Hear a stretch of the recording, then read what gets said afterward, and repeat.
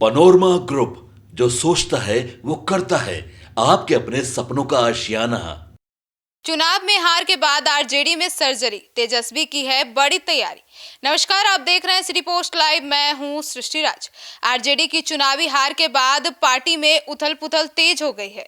समीक्षा बैठकों में कार्यकर्ताओं ने बागियों की भूमिका, संगठन की कमजोरियां और नेतृत्व तक पहुंच न होने जैसी गंभीर शिकायतें खुलकर सामने रखी, जिसके बाद कई नेताओं पर कार्रवाई भी तय मानी जा रही है। बिहार चुनाव में मिली करारी हार के बाद राजद अब अपनी संगठनात्मक कमजोरी और आंतरिक कलह पर सर्जिकल स्ट्राइक मोड में दिखाई दे रहा है। पार्टी के कई बागी रुख अपनाने वाले नेताओं और कार्यकर्ताओं पर जल्द कड़ा एक्शन होने की भी तैयारी है। तो आइए जानते हैं विस्तार में इस पूरे मामले पर चीफ एडिटर श्रीकांत प्रत्युत्तर से। सर, क्या चल रहा है आरजेडी में? आपने कहा ही कि आरजेडी में जो नेतृत्व है, तेजस्वी यादव हैं, उनसे कार्यकर्ता और नेता जल्दी मिल नहीं पाते हैं, अपनी बात नहीं पहुंचा पाते हैं। और कई तरह के सवाल भी उठे संगठन को लेकर और नेताओं की भूमिका को लेकर। तो समीक्षा बैठक लगातार हो रही है और इन बैठकों में लोग सवाल भी उठा रहे हैं। प्रदेश अध्यक्ष मंगनी लाल मंडल को कई जिलों से ऐसे बागियों की लिखित शिकायतें भी मिली हैं और पार्टी सुप्रीमो लालू प्रसाद यादव और नेता प्रतिपक्ष तेजस्वी यादव के निर्देश पर दर्जनों नेताओं पर कार्रवाई होगी, ऐसा माना जा रहा है। सर, तो समीक्षा बैठक में कार्यकर्ताओं ने क्या क्या कहा?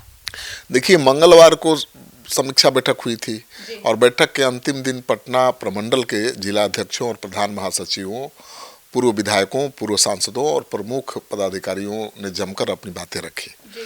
बैठक में कार्यकर्ताओं ने साफ तौर पर कहा कि तेजस्वी यादव को अपने आवास के दरवाजे कार्यकर्ताओं के लिए पहले की तरह खुला रखना चाहिए। उन्होंने कहा कि जमीनी कार्यकर्ताओं की बात सुनने, समझने और उनके मार्गदर्शन में काम करने से ही पार्टी मजबूती से दोबारा खड़ी हो सकती है।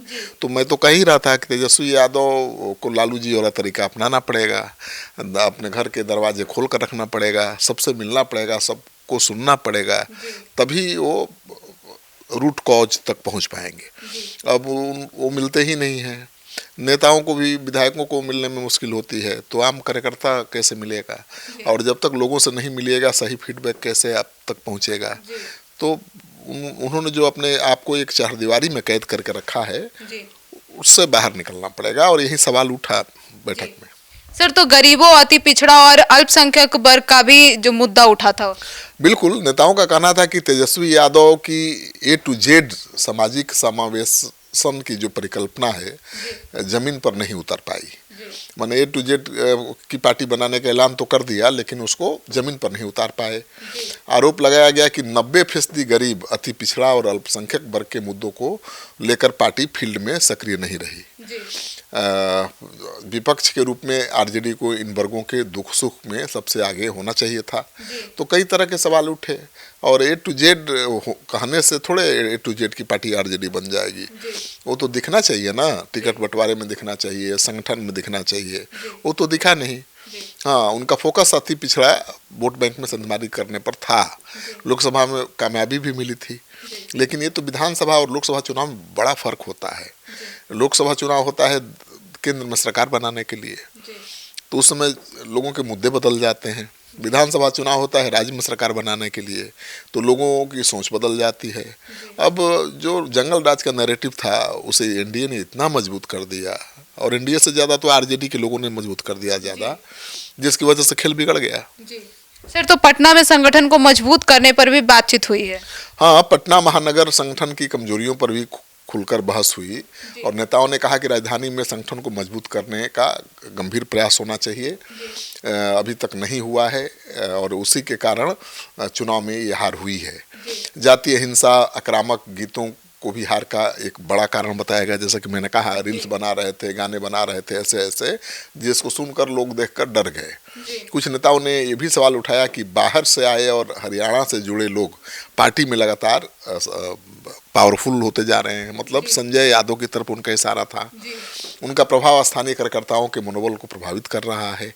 समीक्षा बैठकों के बाद माना जा रहा है कि आरजेडी अब बड़े स्तर पर संगठन में बदलाव कर सकता है और कई नेताओं के खिलाफ अनुशासनात्मक कार्रवाई भी हो सकती है। सर, तो संजय यादव को भी हटाने की बात चल रही है। संजय यादव के खिलाफ बैठकों में तो सवाल उठे, आवाज उठी। लोगों ने कहा कि भाई हरियाणा का लड़का पार्टी चलाए, ये तो ठीक नहीं है। और इससे पार्टी के नेता कार्यकर्ता बहुत हतोत्साहित हैं, दुखी हैं। और संजय यादव के इच्छा के मर्जी के खिलाफ कोई तेजस्वी यादव के यहाँ पहुँच भी नहीं सकता। संजय यादव की से होकर ही तेजस्वी तक पहुँचना पड़ेगा। तो खुलकर कोई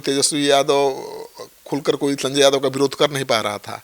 लेकिन जब बैठकें हुई, 50-100 लोग एक साथ बैठे, तो संजय यादव के खिलाफ आवाज़ उठी।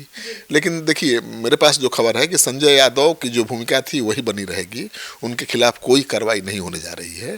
संजय यादव उतने ही पावरफुल रहेंगे जितने चुनाव के पहले थे, उनकी कोई भूमिका नहीं बदलने वाली है। हाँ, संगठन में बड़ा फेरबदल होने वाला है, पार्टी के अध्यक्ष बदल सकते हैं। फिर तो संजय यादव थोड़ा गायब भी दिख रहे हैं। हाँ ठीक है, अभी तो तेजस्वी यादव ही गायब है, तो संजय यादव यहाँ रहकर क्या करेंगे? तेजस्वी यादव आएंगे, उसके बाद संजय यादव नहीं रहेंगे, तब न सवाल आपका जायज होगा। अभी तो वो यूरोप की यात्रा पर हैं, हो सकता है संजय यादव भी गए हों। तो संजय यादव अब तेजस्वी यादव के आने के बाद नहीं आते हैं, तब न ऐसा दिखेगा कि नहीं कोई कार्रवाई हो गई। लेकिन मुझे जो खबर है कि संजय यादव के खिलाफ कोई कार्रवाई नहीं होनी है। हाँ, प्रदेश अध्यक्ष मंगनी लाल मंडल की विदाई जरूर हो सकती है। प्रदेश अध्यक्ष मंगनी लाल मंडल की विदाई? बिल्कुल, उनको अति पिछड़ा समाज से आते हैं और अति पिछड़ा समाज के बड़े चेहरे हैं। लेकिन अब उम्र का हवाला देते हुए उनको हटाए जाने की चर्चा है और नया प्रदेश अध्यक्ष आलोक मेहता बन सकते हैं, जो तेजस्वी के बहुत भरोसेमंद हैं और वो भी कुशवाहा समाज से आते हैं।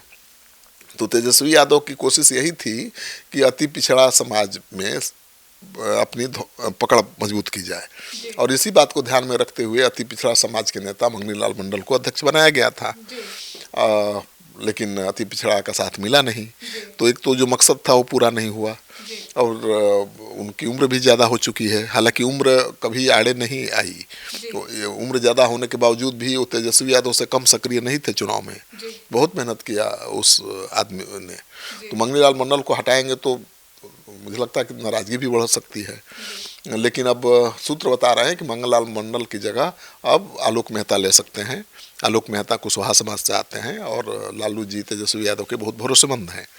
तो मानकर चलिए कि प्रदेश अध्यक्ष तो आरजेडी का बदलेगा और संजय यादव की जो भूमिका पहले थी वही भूमिका आगे भी रहेगी। तो संजय यादव से भले लोगों की नाराजगी है, संजय यादव भले आरजेडी नेताओं को खटक रहे हैं, लेकिन वो कुछ बिगाड़ नहीं पाएंगे उनका, क्योंकि तेजस्वी यादव पर ही कंट्रोल है उनका। तो सुना आपने हमारे इस डिबेट को, तो आपको क्या लगता है आरजेडी में अब क्या होने वाला है और संजय यादव और प्रदेश अध्यक्ष को लेकर आपकी क्या राय है? कमेंट सेक्शन में जरूर बताइएगा। धन्यवाद।